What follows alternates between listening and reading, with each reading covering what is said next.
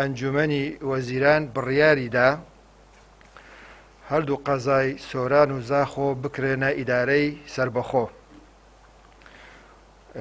سەرۆکی حکوومەتی هەرێمی کوردستان ئاماژەی کرد کە ئەم دوو دەڤەرە لە ڕووی جوگرافیاوە بەرفراوانن، بۆیە بوونیان بە ئیدارەی سربەخۆ کار ئاسانی زۆر بۆ هاوڵاتیانی ئەم دوو دەڤەرە پێشکەش دەکات، وەکو خزمەتگوزاری و گەیاندنی ئەو خزمەتگوزاریانە بە شێوەیەکی پەلە و ڕاستەوخۆ. بەڕێز سەرۆکی حکوومەت و جێگیری سەرۆکی حکوومەت تەکیدیان کردەوە لەسەر دابینکردنی نەوتسپی بۆ دانیشتوانی هەرێمی کوردستان بۆ وەرزی زستان. بۆیە هەریەک لە بەڕێز وەزیری دارایی و وەزیری سامانە سروشتیەکانی ڕاستپارت بۆ وەرگرتنی ڕێکاری پێویست بۆ دابینکردنی نەوتسپی لە کات و شوێنی پێویستدا بەر لە هاتنی وەرزی زستان.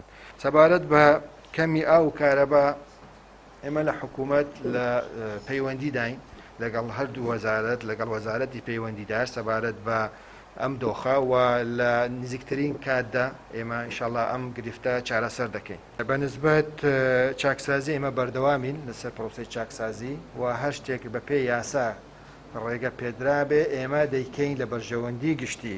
سەبارەت بە 200 ملیارەکە ئێمە هەنگاوی باشمان ناوە لە گفتوگۆکانی ئێمە لەگەڵ بەغدا. ئومێدەوارین ئەو 200 بەردەوام بێت بۆ هەرێمی کوردستان.